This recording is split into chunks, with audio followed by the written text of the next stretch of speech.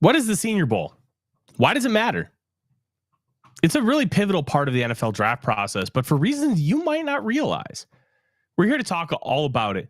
I'm going to be in Mobile next week covering the Senior Bowl for Vikings First and SKOL and USA Today's Vikings Wire, trying to find out as much as I can about this draft class and all of the individuals there. And the Vikings will have two coaches on the national team's defense in their coach program, where they have assistants go up a level in coaching for development purposes. It's a really cool deal. Senior Bowl is a heck of a lot of fun, but it's also really important. But how important really is it? We're going to talk all about that and more here on the Real Forno Show.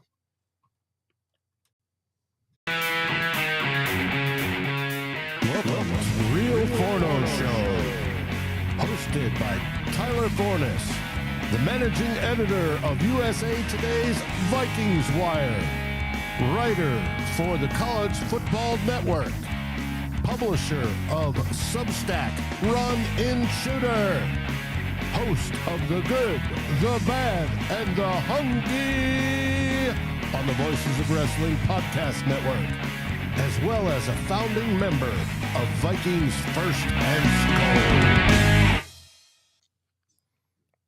Welcome, ladies and gentlemen, to another excellent episode, well, we hope so, of the Real Forno Show.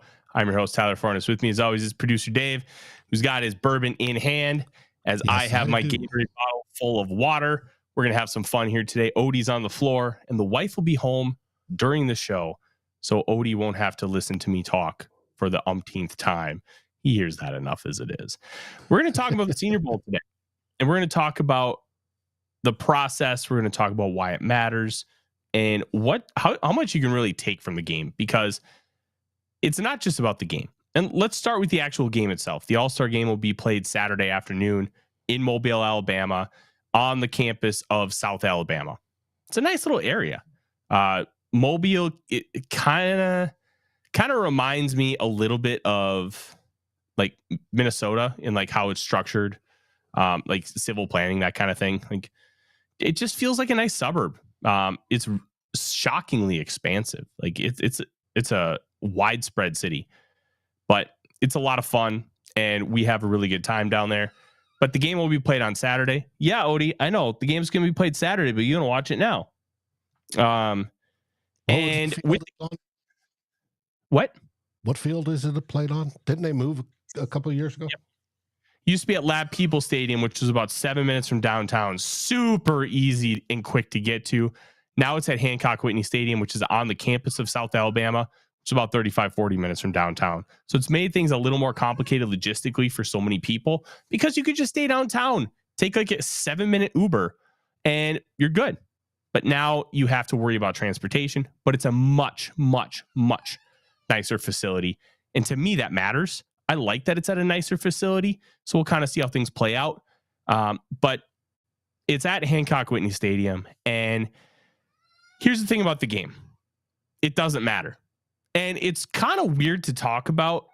I mean, it's not like you can get absolutely nothing from the game. If guys ball out, it's stripped down football. So everything's super basic. It's basically man on man, like backyard kind of stuff. You're just using simple concepts. Everybody runs curl flat. Everybody runs slants. Everybody runs go balls. You're doing really basic plays, basic play structures, and same on defense. So when you do all those things, you don't get the opportunity to really see a lot from these players. And that's not necessarily a bad thing, but it's not necessarily a good thing either. Like, nobody usually gets hurt in this game because they play hard, but they also play smart. They're trying not to hurt the other guys, because this whole process in the offseason is a long job description. So the game itself really doesn't matter. You can get a couple things here and there, but it doesn't matter. What really matters is the interview portions and practice. Practice. Why does practice matter? Because these drills are specifically designed and engineered for analysts and scouts to be able to watch them against their peers and see how they do. Everybody knows the Oklahoma drill, where you're basically in a confined area and it's man on man. You're going to go after the running back, and the running back's going to go after you. Who wins? That's it. It's that simple. Like, they don't do the Oklahoma drill anymore because of concussion reasons, but they do a lot of individual style drills to kind of see how things go. They do one-on-ones in pass protection. They do like run game drills. They do full team drills. They also do a lot of one-on-ones with wide receivers and defensive backs. And that means something. That is next level stuff. So you get to see a lot expansively from these players. You get to see wide receivers like Tank Dell last year stood out in a major way. And he ended up being a third round pick. I loved Tank Dell. He was a member of the Real Forno team. I thought he could be really, really good. Yeah, Odie, I know. I'm sorry. Tank Dell did get hurt this year. But one of the big things there, you have to be able to contextualize it and you have to be able to pair it with the film. If you see it on film and then you see it live in person, it's going to really set players apart for you and really help you build that evaluation process. But it's not always as simple as, oh, this guy wins in one-on-ones. Well, one-on-ones with receivers, they're designed for quick, like precise, explosive route runners to be able to win. They're not designed for bigger receivers. They're not designed for guys who win at the catch point. They're designed for slot guys, essentially. Like, not using that as a derogatory term. They're designed for really quick wide receivers who are explosive and out of breaks. And that's what Tank Dell did. He was 5'8", 163. Nobody could touch him. And when I mean nobody could touch him, they couldn't get a hand on him at the line of scrimmage. He was explosive in and out of breaks, getting massive separation. It was a lot of fun. So you get to see a lot of those drills. But as Gary mentions, we have to talk about the food. The food in Mobile is very good. There's a couple other good questions before that, but all right. We'll start with those. Don't worry.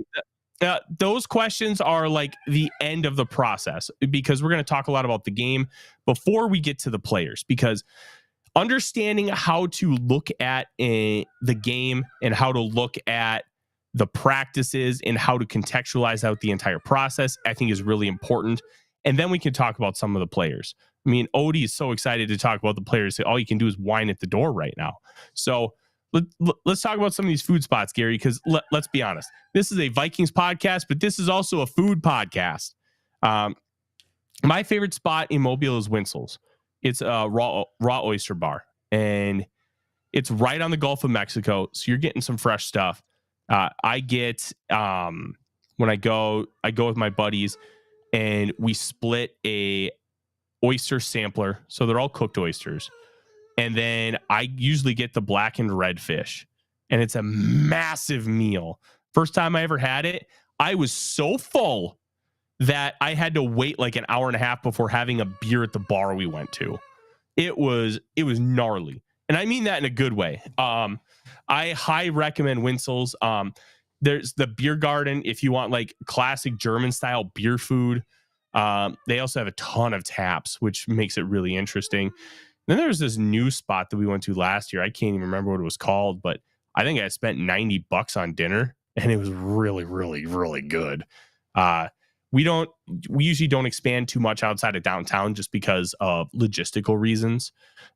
We do, the guys I'm staying with, we have 2 rental cars this year, so it'll be a little bit easier.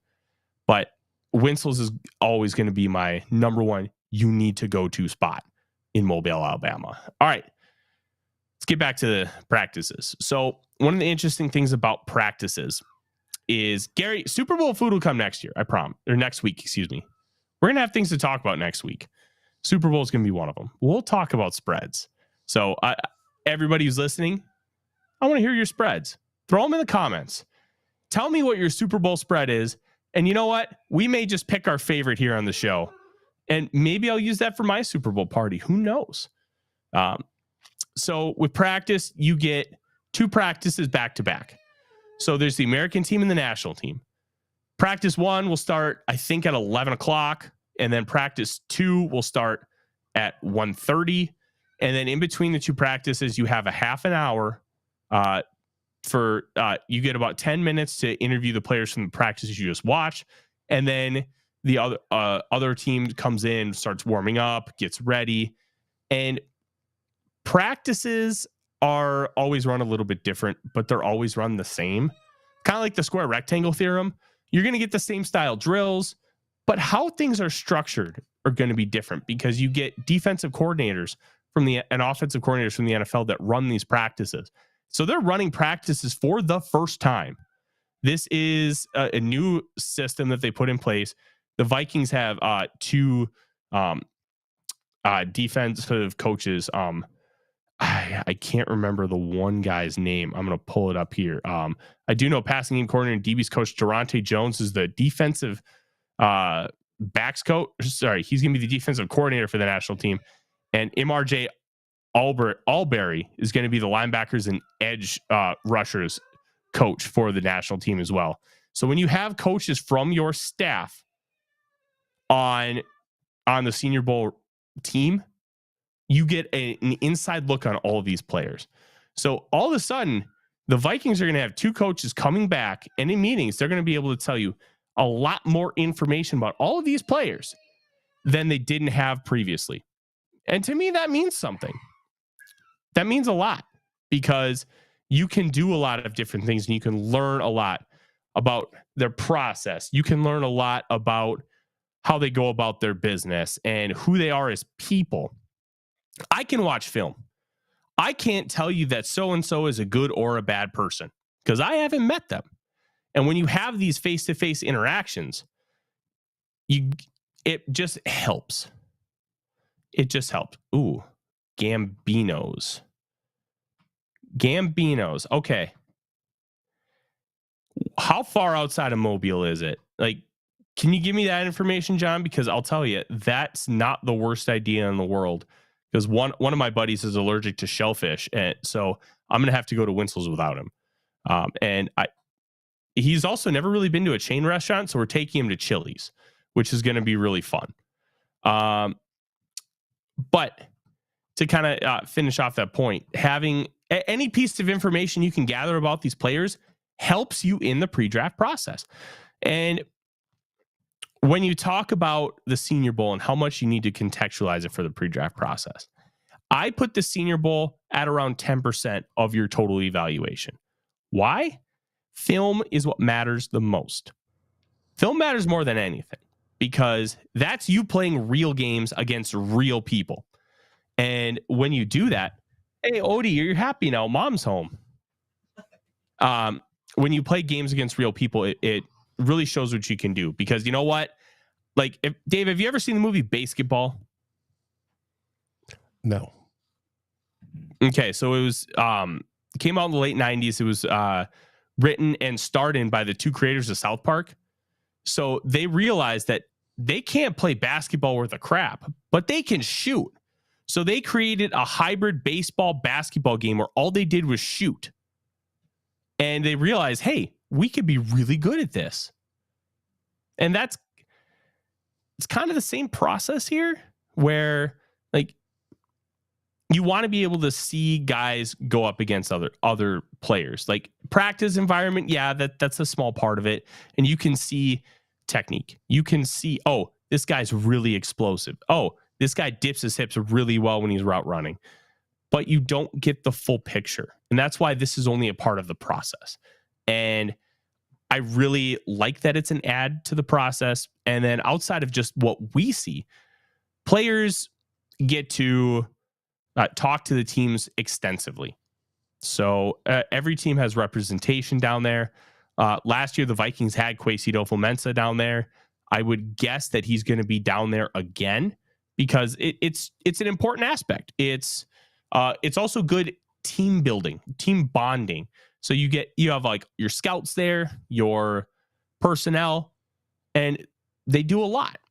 They don't just do a lot during the games, but then you go to dinner and it's a good overall experience. So I put it about 10% of the total eval because there's so many things that matter when it comes to the whole evaluation. But you can learn a lot at the Senior Bowl. You can have narratives proven and disproven. Oh, like we talked about Tank Dell earlier. Tank Dell can't thrive in the NFL. He's too small. Well, if defenders can't get their hands on him at the line of scrimmage when they can play press, I think he'll be okay. And he proved it. He was a third round pick by the Texans. And famously, CJ Stroud got in the Texas building. One of the first conversations he had with management, he's like, get me Tank Dell. Straight up, he wanted Tank Dell. Got Tank Dell. And before he broke his leg, played some pretty damn good football. So all of that matters. Okay, it's in Fairhope. Okay. North side, west side, like, give me some more details.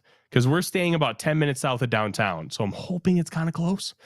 We'll find out. I could talk about food all night. You guys know that. But we're here to talk about Senior Bowl.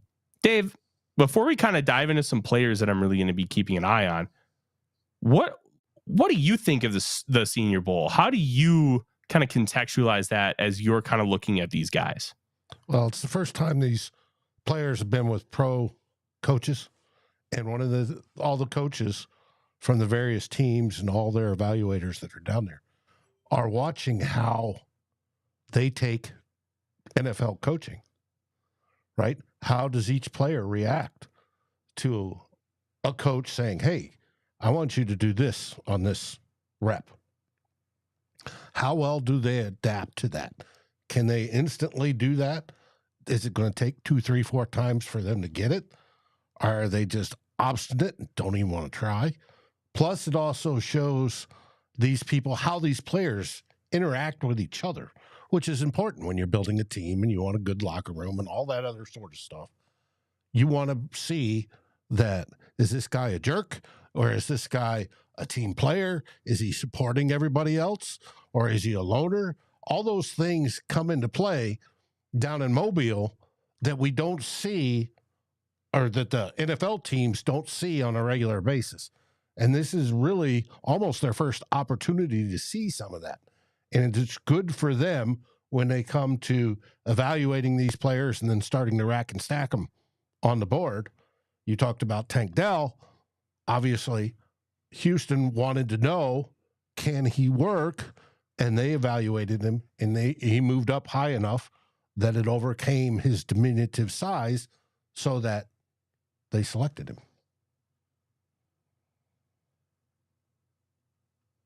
Yeah, and you can learn a lot of those things here.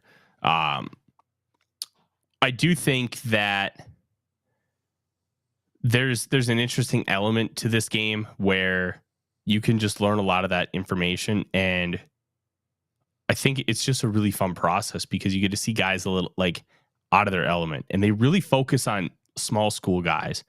They don't exclusively get small school guys. No, they have a lot of big school guys, but they intentionally go out of their way to find small school guys who can do a lot and who have shown the ability to be a great athlete, who haven't really gotten a chance to shine before. Tyson Bagent, the Bears quarterback who ended up playing against the Vikings this year. Division II's Shepherd University out of Virginia. Out of West Virginia, I believe. Senior Bowl guy. He still goes undrafted, but ends up making starts and played okay. They focus on those guys. Kyle Duggar, D2 Lenore Ryan. Last year, Tampa Bay's Cody Mock from NDSU.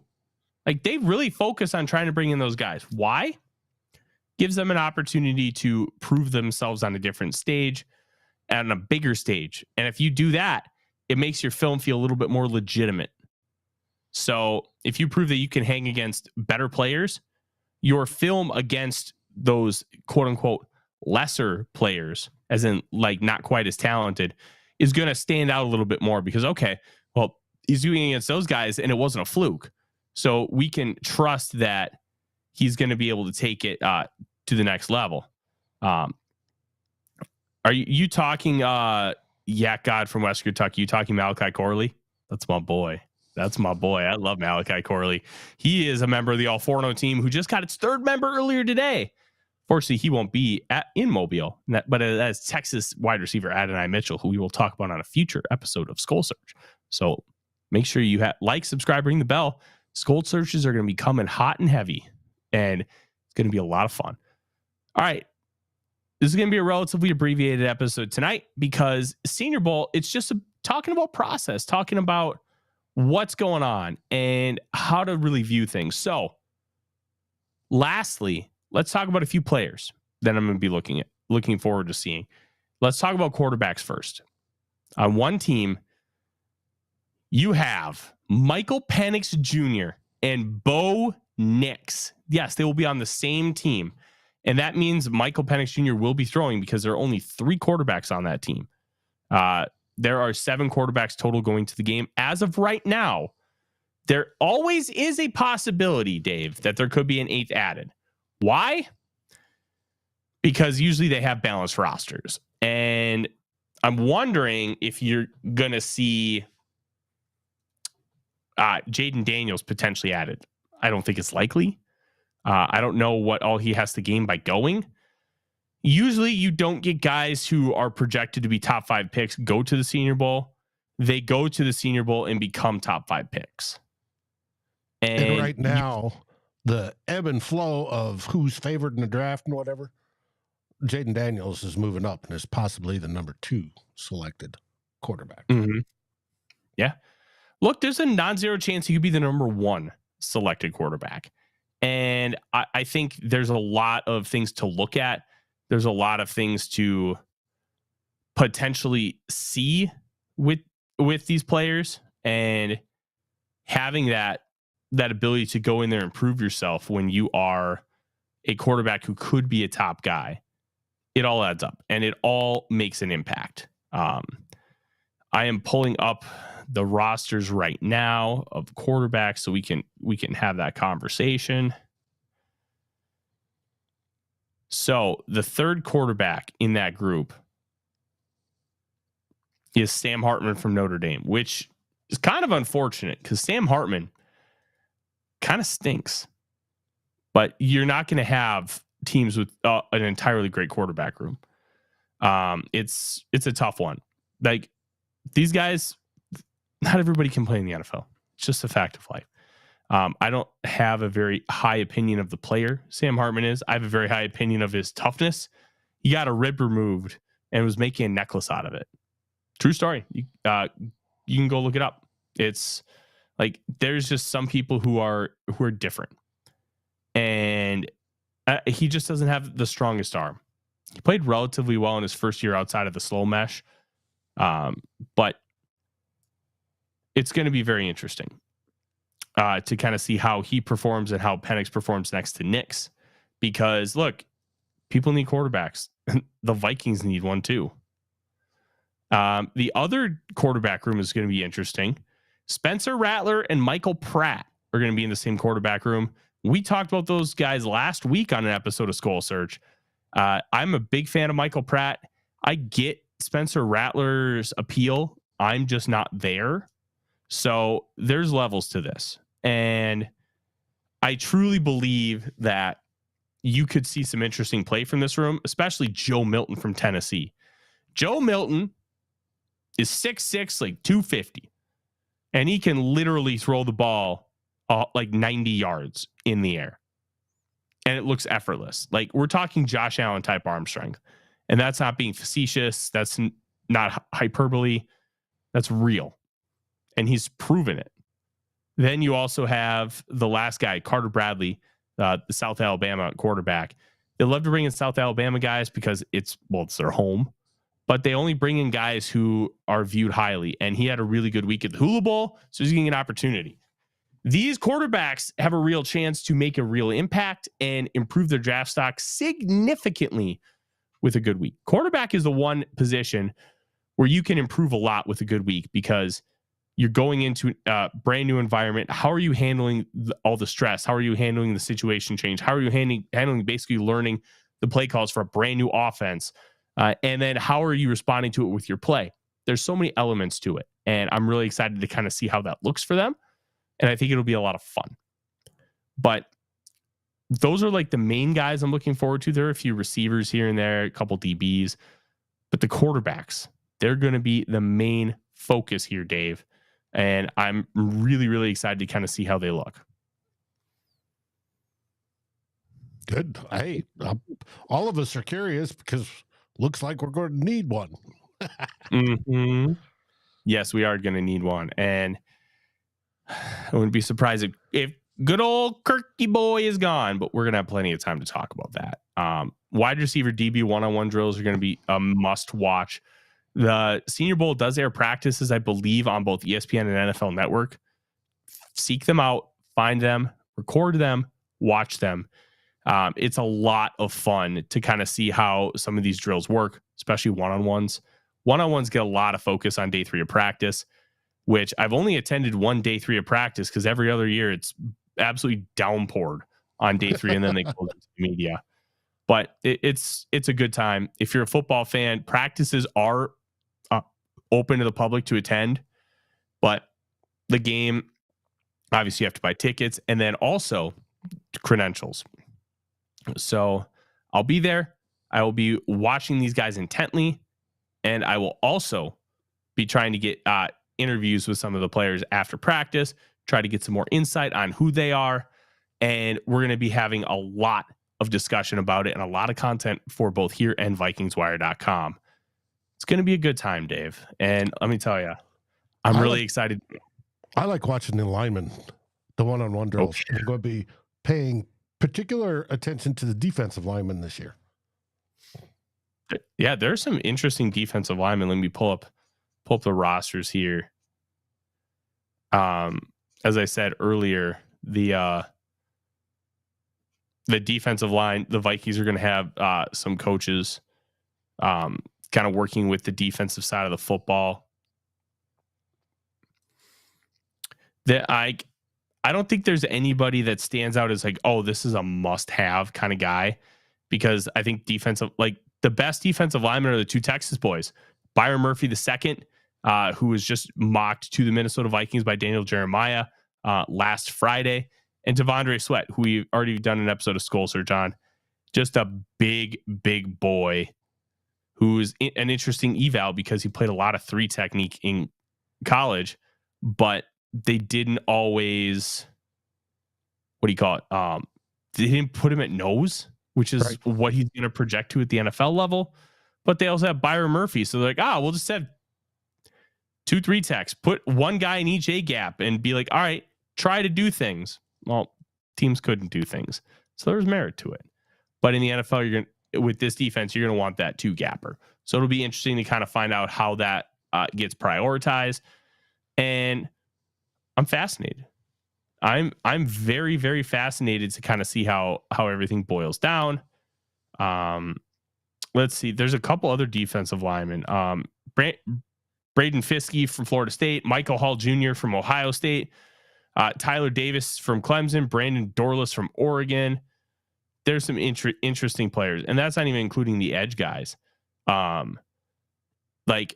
There's some really talented edge players here. Austin Booker from Kansas has long arms.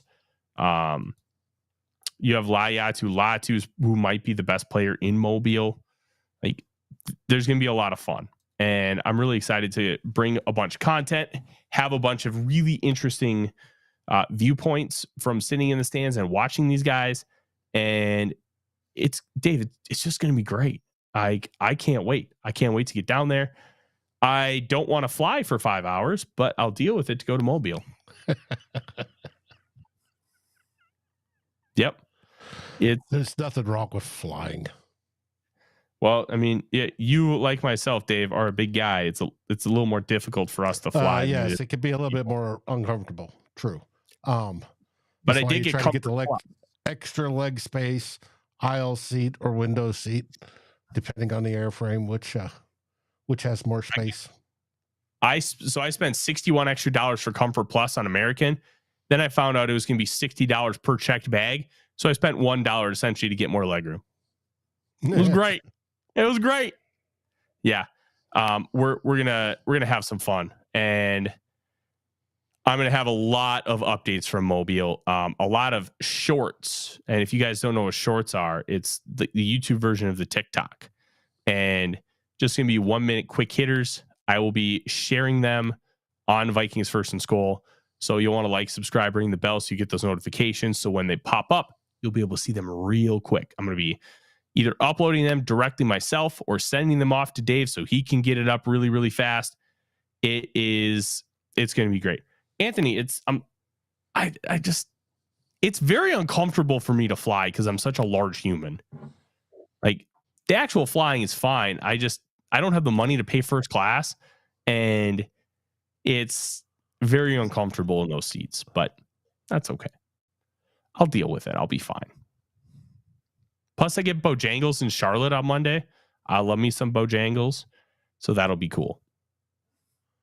Sounds good. But yeah, until then, guys, that is the show. Like, subscribe, ring the bell. Chris, I'm 6'6". I'm with you. Yeah, it's hard. We're going to have a lot of fun stuff. We're going to have another episode of SKOL Search at some time tomorrow. And don't forget 2 Old Bloggers on Saturday afternoon, Dave and Darren.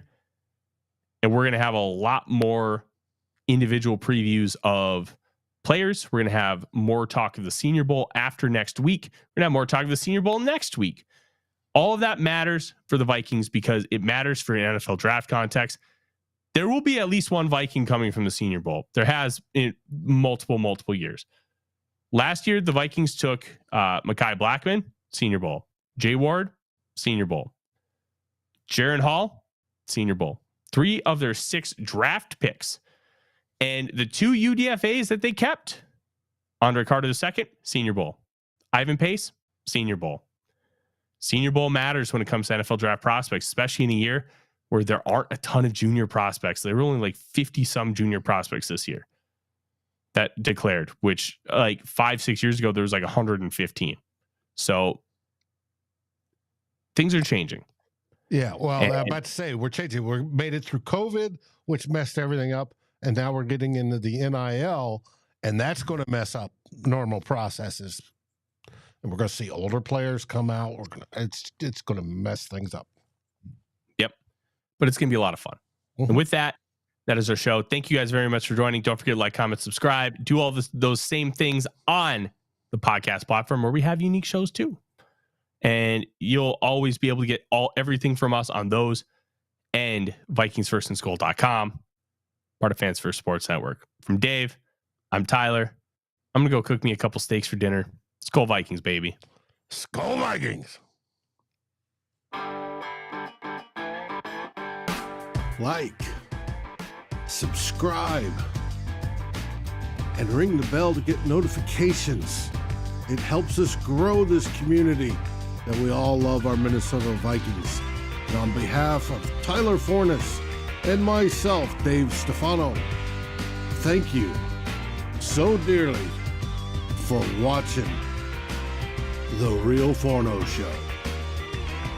SKOL, everyone.